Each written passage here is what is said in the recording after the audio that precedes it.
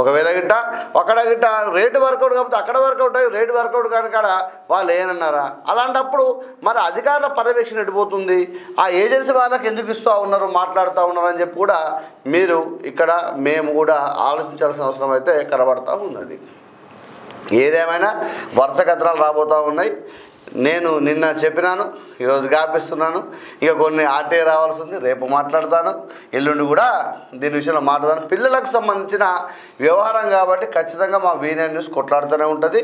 V9 news పిల్లల తరపున నిలబడుతూనే ఉంటుంది. ఎందుకంటే పిల్లలకు అందాల్సిన పౌష్టికాహారం ఏదైతే ఉందో అది ఖచ్చితంగా పాల ద్వారా కొంతవరకు చేరుతుంది. కాబట్టి ఆ పాలనే మీరు ఉన్నది లేనట్టుగా లేనిది ఉన్నట్టుగా బిల్లులు లేపడమో, లేకపోతే ఇంకోరికి ఇచ్చినామని చెప్పడమో, లేకపోతే ఇంకోటి చేయడమో అని చేస్తే మాకు బాధాకరంగా అనిపిస్తూ ఉన్నది ఇక్కడ.